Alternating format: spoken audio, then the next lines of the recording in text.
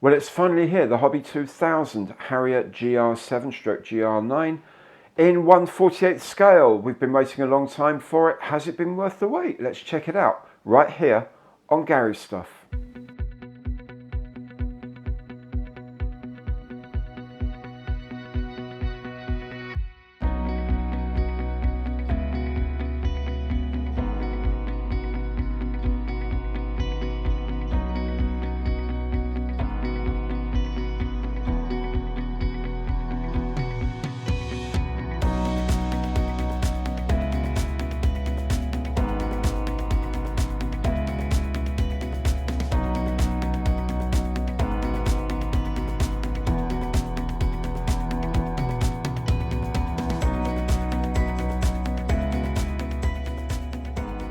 Hello there, I'm Gary and welcome to my channel. Welcome back if you've been here before. Today is box opening on the kit of the week. The kit of the week, of course, is the Harrier GR7 GR9 in 1/48 scale from Hobby 2000. Now, for full disclosure, I will say right away that this kit here was given to me by Tiger Hobbies, the UK importer, the people who are distributing this around to your local resellers. So it's a freebie, it's a review copy, call it what you will. I'll be reviewing it, but I'll be reviewing it as if I'd paid the money for it, because what's the point otherwise? I don't want to lie to you. I don't want to be thought of, oh yeah, just some fanboy, you give him enough stuff and he'll praise you. No, I'm not into that. But I'll have a good look at the kit. I'll have a good look at the plastic, the instructions and the markings. Now, the markings, I'm not doing the kit markings here only because I want to do an aircraft from 800 Naval Air Squadron, but that's just the squadron markings, and the aircraft ID will be from an aftermarket kit. The rest of the decals will all be from the kit because they're from Cartograph. They should be fantastic anyway, so that's not a problem. I'll have a look inside the box, see what you get for your money. You can make a decision then when you think it's value. I'll also have a look at what's around in 1/48 scale for Harriers. And for the late model Harriers, trust me, they really ain't an awful lot. But that's no excuse to make a bad kit. It's a really good excuse to make a good kit and to corner the market. So let's see which of those this has done. Now, as usual, if you enjoy the show, please remember, imperial thumbs up on the button below, and if you haven't done so yet, subscribe to the channel and hit the bell. That way you'll be notified of all the future videos as they turn up on the channel, including all the build videos for this project. And if you'd like to support the channel in a more concrete way, then you can do that through Super Thanks or through any of my online partner programs. Or of course, if you are a kit or paint or paintbrush, airbrush, accessories, aftermarket seller, then of course you can support my channel by giving me loads of free stuff. Just saying, I'll give it all a fair shout. Let's get on then and have a look inside the box of the Harrier GR7 GR9 in 1/48 from Hobby 2000.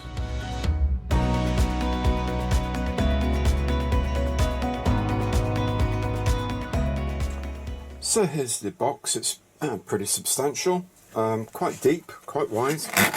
On the side here are the three marking schemes. Aircraft from Operation HARRIER from Kuwait and the last flight. Telic, that's right, that's one. Inside the box, as usual, a lot of plastic. We'll go through that in a minute. Instruction sheet, decal sheet, and the masks. So it's quite a comprehensive amount of goodies in here. Let's have a look at all these different things bit by bit. So the first thing here is the instruction sheet. As you can see, full colour print, gatefold design, opens out to A3 plus an A4. That's probably got a name, but I don't know what it is. It's a double gatefold A4, I know that. Monochrome instructions. Yeah, they look okay. They look reasonably easy to follow. colour schemes here in full colour, obviously. Again, Operation Telic at the top, Operation Herrick in Afghanistan in the middle, which is the one I'm doing, and the final flight at Cottesmore in the full camouflage colours at the bottom. One interesting thing here is, well, two interesting things really. Firstly, all of the sprue maps are here, but also the colour charts are here for all the different colours we're going to need, and they give you call outs in AK, in Alclad, in Ammo by MiG, in Hataka, Mysticolor, Revel and Tamiya. No Humbrol, obviously, and no Vallejo, but they're really easy to swap over, and also you've got the BS and FS references here as well. The decals here, these are all by Cartograph, they're new decals, and they are, as usual with Cartograph, really sharp, really good colour, very, very good registration, and actually quite thin, I suspect, which will be fantastic. I'll see if I can get some detail in there for you to look at. Yeah, the nozzle positions here, very, very clean. The instrument panels, a bit monochrome, I have to say. Not entirely sure a Harrier is this dull on the inside. Maybe it is. Maybe they don't like to excite people too much. But anyway, as you can see, all the markings, really beautiful. And as I said, I'll actually be swapping these out for some 800 squadron markings, but all of the stencils are the ones that are going to be using on the kit. Here's frame A, sprue A if you will, half of the main fuselage, the fan of the engine with part of the intakes, the outer intake lips, and of course the cockpit tub. Frame B has the other half of the fuselage. This is the bottom of the fuselage. This is, I think, on the, just sort of fits on the back, just in front of the wing. That's what the root extensions fit into. I'm not sure what that bit is. I think that's part of the tail on there. Frame C is the forward fuselage, two halves of the forward fuselage, the air brake, the back of the cockpit area. This is the flight refueling probe that's tucked in. Frame D, and we have the top of the wing, one piece top of the wing, the two horizontal stabilizers and the two blast shields from the rear nozzles. One thing you notice with these, like lots of small thin frames like this, is probably in the tooling there's like more frames either side, so it comes out in a big tool, but that's too big to actually put into a box, so they then break them down into smaller sprues for boxing. And then frame E, the bottom of both wings, and these strakes for the bottom of the fuselage. If you're not fitting the guns, then you use these strakes. These help contain the jet efflux and make it a lot easier to hover the aircraft. Frame F has half of the vertical tail, a couple of pylons, the instrument panel. These are, I think these are maybe wingtip parts. This is the main gear, and these I think are doors for the outriggers on the wheels. Actually, you can see here this central feed sprue here. It's obviously been snapped off, and it's obviously been snapped off in this case like so, where the other half of this sprue is. The other half of the tail, more pylons, and so on and so forth. Sprues J and K here are largely involved with the leading edge root extensions, so at the root end, the body end of the leading edge on the late model Harriers, they had this root extension here, aerodynamic reasons I guess. This is the larger so-called 100% root extension, and this is the smaller 65% root extension with the bottom halves, so they fit to the fuselage nicely. And on this side, I'm not sure what those are, that appears to be the front end of the cockpit. I think that's where the heads-up display goes. Sprue here has the nose cones, a couple of small, I think sensors maybe, I don't know what those are, and the it's called bowl rails. These are the sort of rails that you'd fit your sidewinders to. Sprue here contains some aerials, bits and pieces like the tip. Those are actually the wingtips there. It must have been the tail or the top of the tail or something. We saw earlier. Loads more pylons and the gun pods, if you're going to have the gun pods fitted. There are two of these, frame W, they are absolutely identical.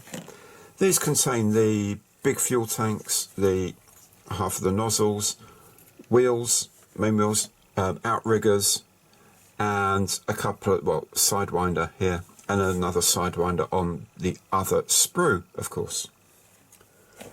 Then there's Sprue X with all the extra little bits and pieces. There's the ejection seat, it's the main wheel leg, nose wheel, centre line, pylon, I believe. These sort of things join the two, join the nozzles side to side, so when you swivel the nozzles, they swivel together, if you want to do that. This is all sprue of sort of slightly softer black plastic. These connect the nozzles to those connecting axles if you want to have the nozzles swiveling together. These are the things that grip them. I'm probably not going to be bothering to do that, to be perfectly honest. And then last of all is Sprue Z. This sort of piece fell off whilst I was playing with it just now. Not a problem though, it hasn't damaged it at all. Loads of lights and of course the canopy and the windshield.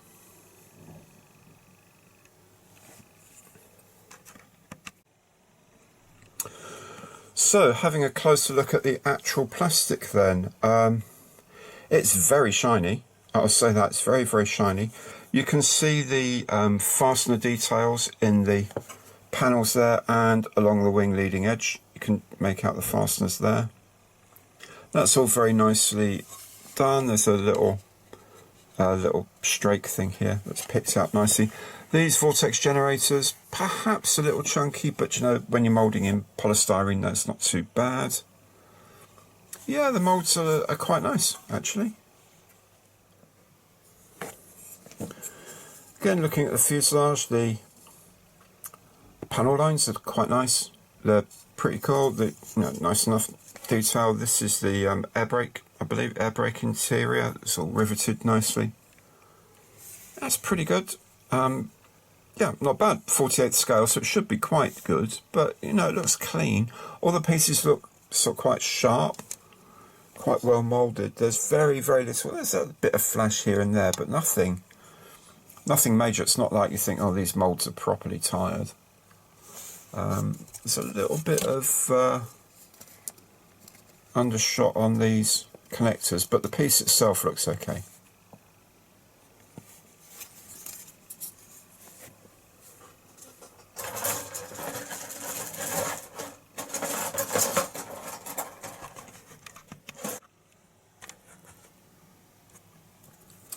And looking at the instrument panel here, it looks good. It looks actually quite nice.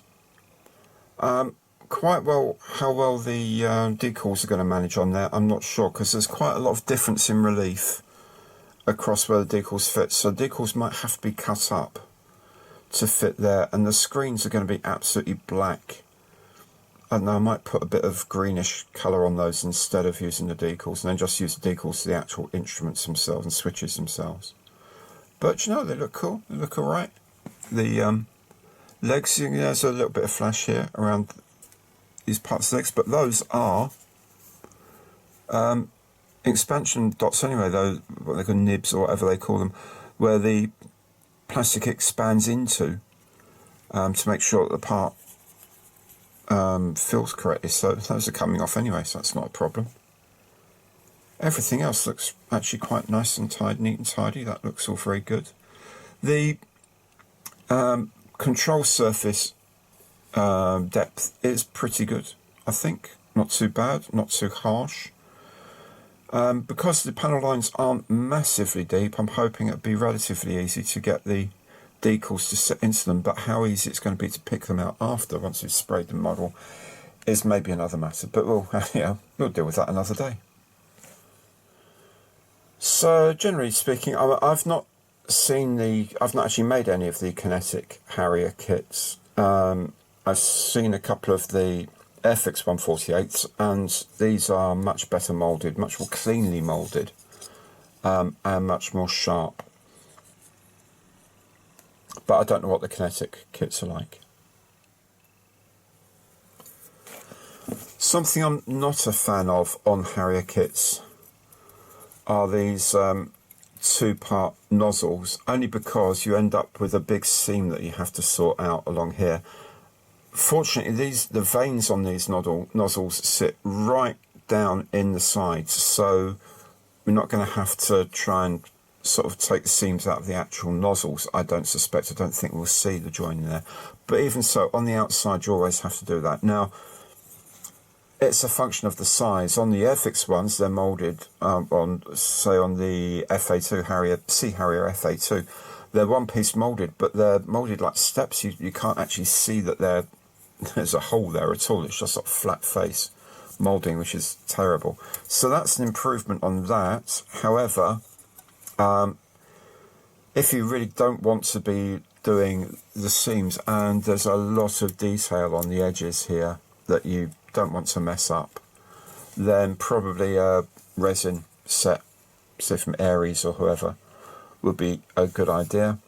The missiles, they look okay. I think, again, being 1/48, there's quite a step up in what you can do. So these are much more accurately moulded than you ever get on 1/48. On 1/72. The Harriers in Airfix 1/72 ones are terrible.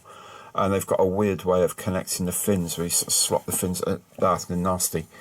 The extra fins sit on the edges, top and bottom. So, as long as you can align them properly, they're fine. Wheels look good. They feel quite shiny, but I'm sure they'll be fine. And the big fuel tanks. These are, talk about seams that you have to sort out. Look at the size of these tanks. But, if they're a good fit, then hopefully we won't have to do too much work on them. The outrigger wheels are very nice as well. So, yeah, the plastic looks pretty good, I have to say. The shine bothers me slightly, so I might just give these a little bit of a wash, just in case there's a bit of release oil on them, because they are very, very, very shiny. But other than that, they feel strong. They feel like the... when you sort of push the ends of the spruce here, they feel really strong. I think that's, I don't know if it's a thing about Japanese plastic in particular, maybe from, I don't know. But I've noticed with Tamiya kits as well, the plastic seems to be harder than the plastic used over this part of the world. I don't know if that's a good or a bad thing. I think it's a good thing for moulding accuracy and probably for build accuracy, but maybe not so good for being able to mess around with stuff to make sure it all fits if there is any problem. I don't know.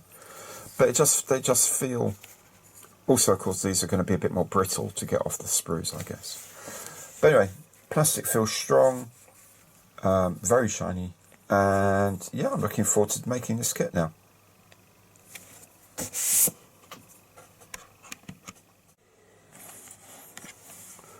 The transparencies are very nice. They seem nicely moulded. This thing of having all these little lights with like injections either side, it's a bit of a problem because you've got two sides you have to clean up and make sure they fit nicely. I think this is the heads-up display, so you can just paint the edges of that to make it look like a frame. More bits and pieces. So in fact, that's probably one of those is the screen of the heads-up display. The canopy is lovely. The only thing, now I don't know if you can see it, I'll try my best. You can see that straight line as I turn the straight line that sort of glints across the plastic. Part of it's a reflection and part of it is a seam. Now there is a seam right through the middle. There, that's the seam right through the middle of the plastic. Now, I don't know how visible that, I'll take this off. Don't know how visible that's going to be, but you can see it there. You can see that there's a big reflection, and then there's a seam right through the middle there. Now, I'm not saying there isn't one on the real aeroplane, of course, because I can't say I'm that familiar with the GR7 and GR9. I don't imagine it's there. You can't feel it, but it is a definite moulding seam halfway through. I'll investigate whether or not they have them for real. It actually does look... See if I can get a closer view. Don't know what you think, but it looks like that's actually intentional.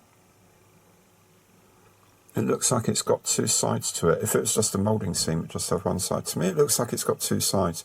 So it might be intentional. I know some people I can ask about that. So that's the contents of the box. Looks pretty good. Looks like actually pretty amazing value for £30. Let's see what other kits are available on the marketplace right now of Harriers in 1/48.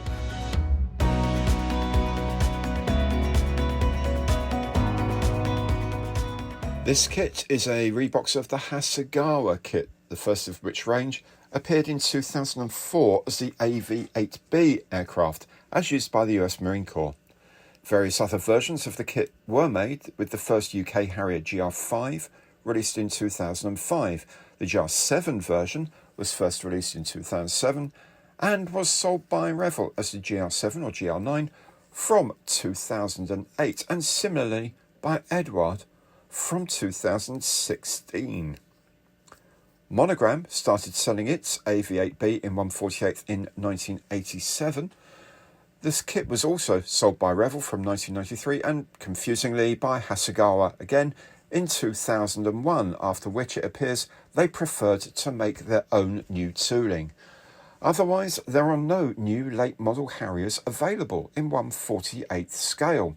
There are lots of the Harrier GR3 from, say, Airfix, dating back to 1988, which was itself a new parts re-release of the Sea Harrier FRS1 from 1983. These kits were also picked up by MPC and by Heller. Tamiya launched the oldest of the 1/48 kits, the GR1, in 1971 and the Sea Harrier FRS1 in 1982. Kinetic launched their own Harriers with the Sea Harrier FA2 in 2014, the FRS1 in 2015, the T2 to T8 trainer versions in 2017, and the Harrier GR3 in 2020. These have even sold under the Ammo by MiG brand. I can't believe that Kinetic would let the range end there and without any of the new generation Harriers. The more adventurous modeler might consider the T12 conversion from this very kit, using sets from either Northwing Modelcraft or from CMK. The aftermarket is similarly relatively low on options. There are sets of replacement exhaust nozzles and cockpit detailing in resin from Ares, and Freight Dog has an impressive set of highly detailed engine bay and various electronic bays opened up. Armory also sells a set of weighted wheels. But what is really missing is a comprehensive set of weapons and sensors as flown on RAF Harriers in Afghanistan, something that comes as standard with the Airfix 1/72nd scale kit. So there it is. Not much opposition really out there, is there, frankly? But that's no excuse. You can either look at it, the fact that there's not much in the market, we can get away with some rubbish, or you can look at it, there's not much in the market, we can absolutely corner it with a great product. We'll have a look at how this builds and we can make a decision on that. Of course, £30 is a really good price point. It's what I understand. It's kind of like a thank you for the support of the resellers throughout the COVID pandemic and keeping all this supply going. As a thank you, the price point I think is amazing, especially with a set of Castgraph decals.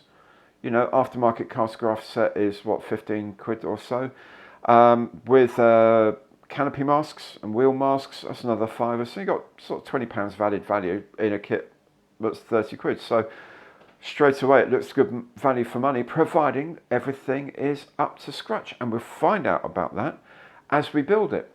Now, if you want to see those videos, come back to the channel, or of course subscribe if you haven't done so already. Hit the bell and you'll be notified as these new videos turn up on this and all my other projects. And of course, if you like anything at all on the site that you see, give it the imperial thumbs up on the button below. Helps me enormously, pushes YouTube to promote my content more, and grows the channel. Doesn't cost you anything to do that. So thank you very much for watching. Do come back for the build videos. I'll see you next time. Thanks very much for watching. Take care now. Goodbye.